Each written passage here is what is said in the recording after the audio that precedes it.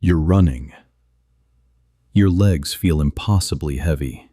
Something is closing in behind you. You can't see it, but you know it's there. Your heart pounds against your ribs, and then you wake up. Your sheets are damp. Your breath is shallow. The room is quiet. But for those few seconds, your body did not know the difference between a dream and a predator.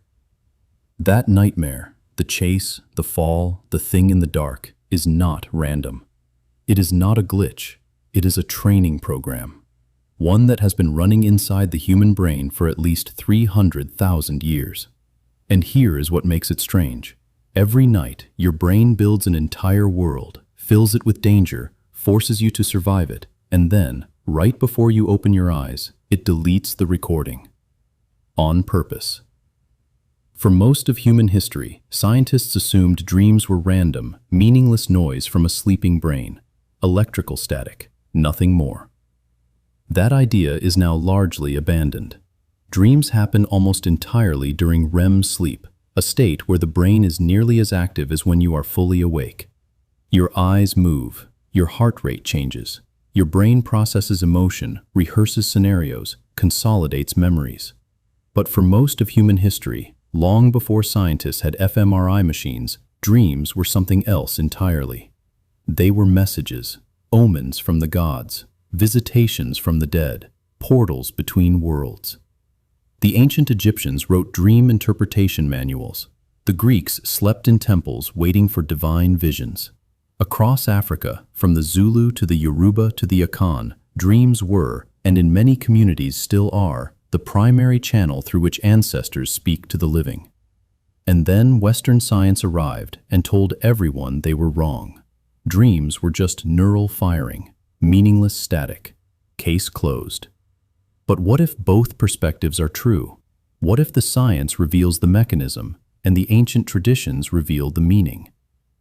In the year 2000, Finnish neuroscientist Antti Revonsuo proposed something that reshaped how we understand sleep. His research found that threatening events appear in dreams far more often than they occur in waking life. Being chased, falling, conflict, danger of almost every kind.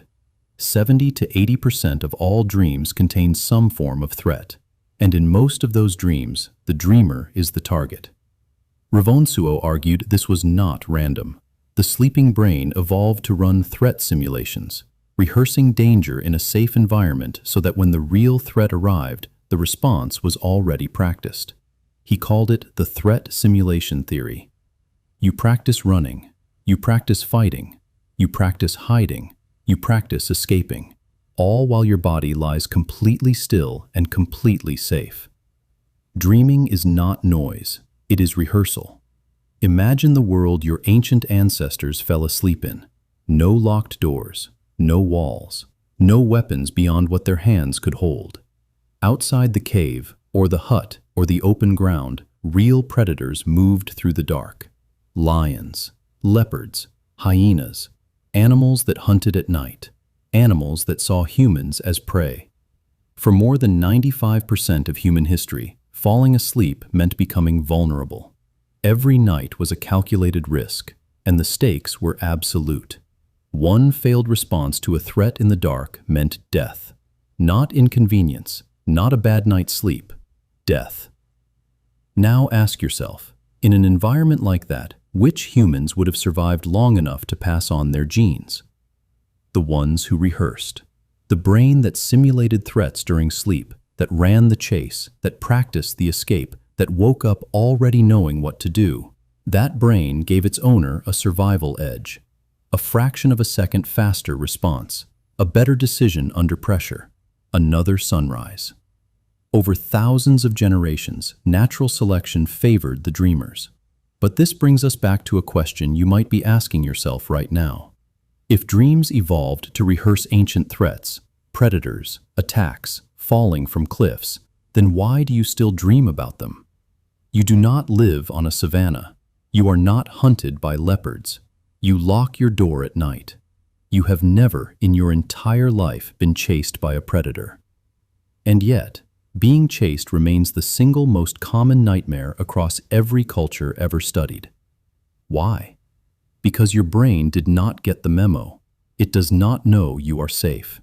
The amygdala, the ancient threat detection center deep in your brain, fires identically whether you are facing a real predator or a modern equivalent. During REM sleep, your amygdala is more active than when you are awake. Your brain is scanning for threats, finding them, forcing you to face them. But here is the part that changes everything. The threats your brain simulates tonight are not always ancient ones. They have been updated. Think about what you actually dream about when you have a nightmare. Yes, being chased still appears, but so does being late for something important, showing up unprepared, being naked in public, losing someone you love, failing an exam you have not taken in 20 years. These are not predator threats. They are social threats, status threats, abandonment threats. For most of human history, being expelled from your group was a death sentence. Alone on the savannah, without a tribe, your life expectancy was measured in hours. Your brain learned to treat social rejection with the same urgency as a lion's jaws, the same amygdala, the same cortisol flood, the same survival response. So when you dream of being humiliated, exposed, failing in front of everyone, your brain is not malfunctioning, it is rehearsing. Your ancestors dreamed of leopards. You dream of showing up to work naked. Same system, updated threats. But there is something the threat simulation theory cannot fully explain, something that lives outside the neuroscience, outside the fMRI scans, outside the language of survival and selection. For thousands of years, long before Revonsuo, long before laboratories, human beings did not treat dreams as rehearsals. They treated them as real.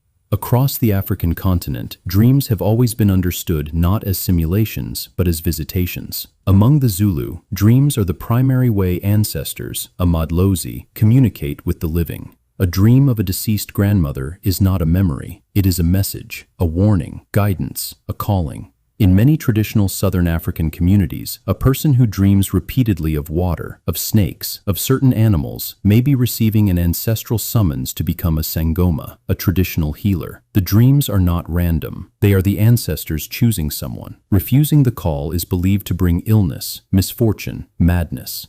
The Yoruba of West Africa hold that dreams are journeys. When you sleep, your spirit leaves your body and travels. What you experience in the dream is what your spirit actually encountered. A chase dream is not a simulation of danger. It is your spirit being pursued. The threat is real, just on a different plane. And across countless African cultures, nightmares carry a different weight. A recurring nightmare may not be your brain rehearsing. It may be a spiritual attack, witchcraft, an enemy working against you while your defenses are down. The dream is not a metaphor. It is evidence. Even in Europe, before the scientific revolution, this was understood. Dreams were prophecy, warnings, divine messages. People made life decisions based on what they saw while sleeping. Kings consulted dream interpreters before going to war. And then, somewhere in the last few hundred years, the West declared dreams meaningless, electrical static, nothing more. But ask yourself, is it more remarkable that your brain runs threat simulations, or that across every continent, separated by oceans and thousands of years, human beings independently arrived at the same conclusion, that dreams matter, that they carry information, that they should be paid attention to?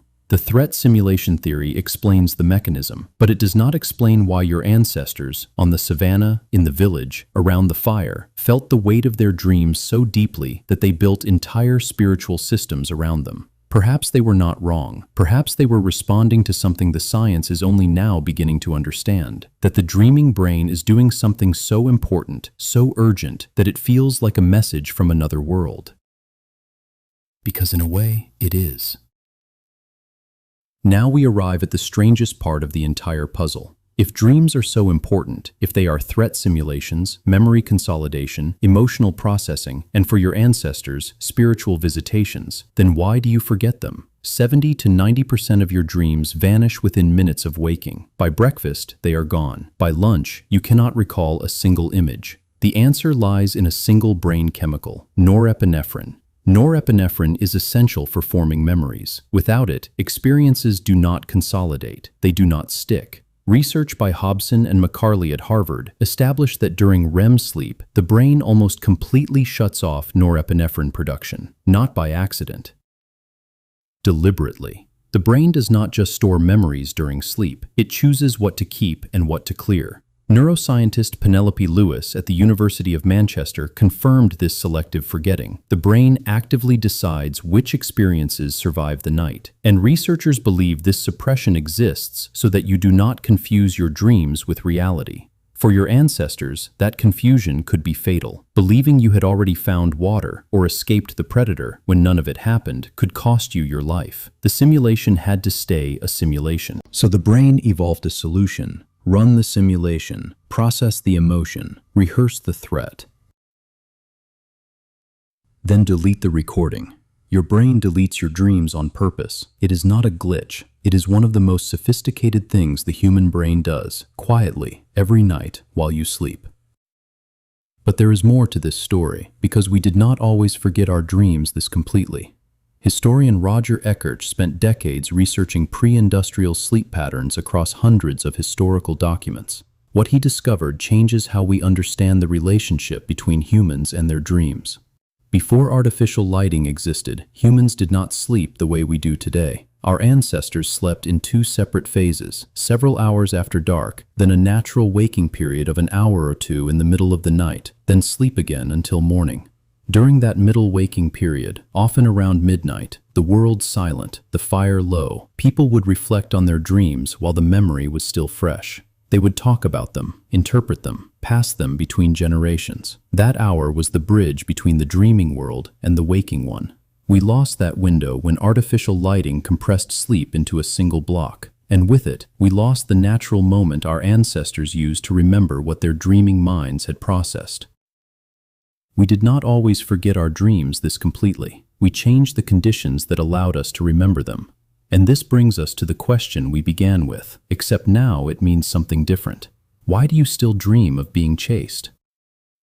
The first answer is evolutionary. Your brain is running a survival simulation that predates civilization itself. It is older than language, older than agriculture, older than everything you think of as human.